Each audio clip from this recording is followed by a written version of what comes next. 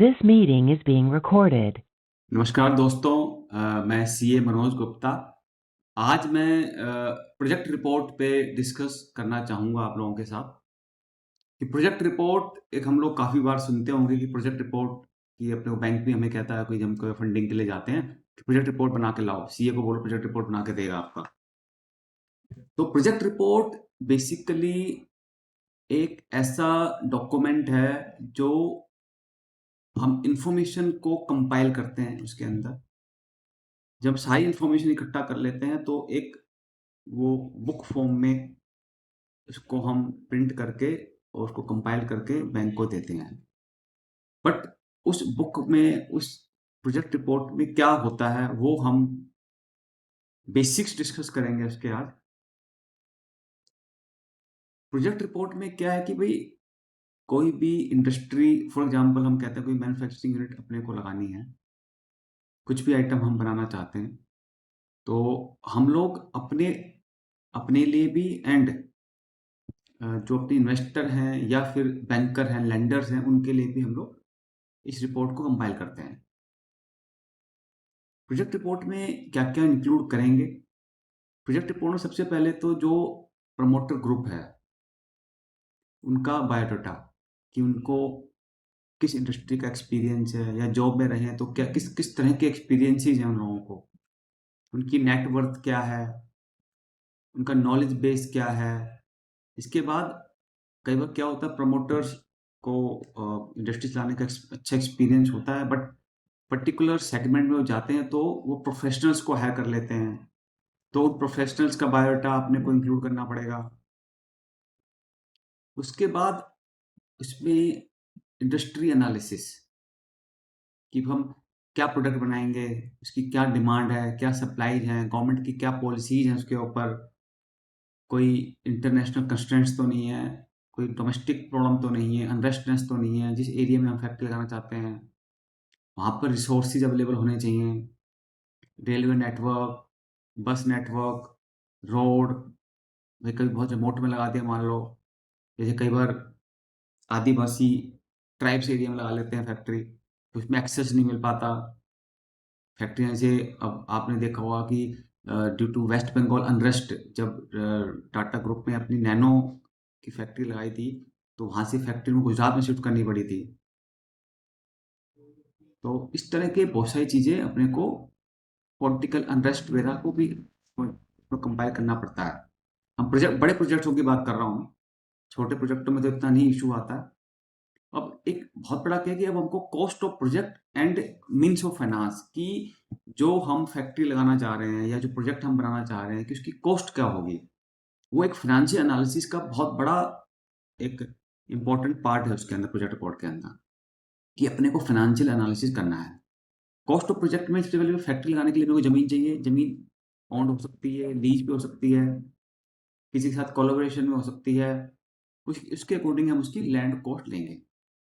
अब बिल्डिंग, भाई अब कोई हम फैक्ट्री लगा रहे हैं तो अपने को कोई मैन्युफैक्चरिंग यूनिट का एक पूरा मतलब शेड होता है मान लो, जहाँ पे हमारी फैक्ट्री लगेगी, जहाँ मशीन रखी जाएंगी। एक ऑफिस ब्लॉक होता है। एक मान लो अ, भाई मान लो कोई रिमोट में फैक्ट्री है तो लोग रुकते हैं वहाँ पर, गार्ड रूम होगा।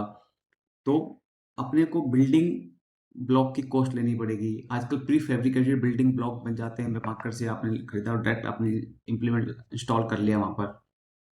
अब इसके बाद मेन प्लांट मशीनरी, जो मेन प्लांट मशीन है जिससे अपनी प्रोडक्ट हम बनाएंगे, वो सप्लायर्स कौन होंगे, वो मेन प्लांट मशीनरी कौन सप्लाई करेगा, उसका रिपेयर मेंटेनेंस कौन देगा, उसको इंस्टॉलेशन कौन करेगा। इसके अलावा अदर प्लांट मशीनरी जैसे डीजी सेट, बॉयलर्स और एडिशनल प्लांट मशीनरी होती हैं जो मेन प्लांट मशीन के साथ आती हैं। तो अपने को वो भी, उसकी कॉस्ट एस्टिमेट करनी है। वो कैसे एस्टिमेट करेंगे, वो सारी कॉस्ट अपने को on the basis of the quotation taken from the suppliers. उसका रिपेयर मेंटेनेंस का फ्यूचर क्या, आपका उनसे एग्रीमेंट है, क्या कॉन्ट्रैक्ट है आपके उनके साथ, वो सबको भी कंसिडर करना पड़ता है। इसके अलावा फर्नीचर, फिक्सर, ऑफिस ब्लॉक के अंदर कंप्यूटर, सर्वर, इलेक्ट्रिसिटी का प्रोविजन, वाटर का प्रोविजन, पोल्यूशन की अप्रूवल, तो वो सब भी उसके अंदर अपने को इनकॉर्पोरेट करने पड़ेंगे। इसके अलावा अब हम वर्किंग कैपिटल मार्जिन की बात करते हैं। मान लो हमें बैंक से working capital cash credit limit लेनी है, तो वर्किंग कैपिटल का मार्जिन अपने को कंसिडर करना पड़ेगा उसके अंदर। इसके ऊपर अलग से एक वीडियो बनाएंगे वर्किंग कैपिटल मार्जिन क्या होता है। अब जो आपने कंसल्टेंट हायर करे हैं उनकी जो पेमेंट है, उनके जो फीस है, वो सब कॉस्ट भी इंक्लूड करेंगे।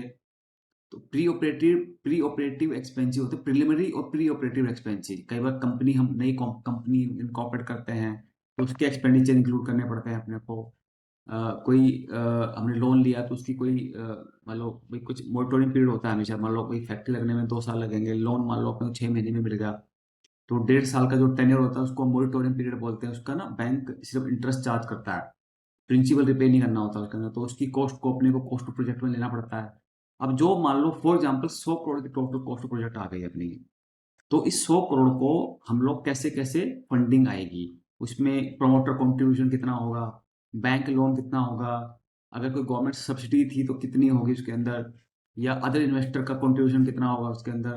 तो उसके लिए अपने पूरा डिटेल्ड एक कॉस्ट ऑफ प्रोजेक्ट मीन जो फाइनेंस मेरा आ गया, उसके बाद हम उसमें बैलेंस शीट बनाते हैं। क्या मेरा सेल्स प्रोविजन प्रोजेक्शंस होंगी, मेरी मेरी कॉस्ट क्या होंगी, कॉस्ट में overhead, salaries, electricity, water, raw material, employees की कॉस्ट है मेरी।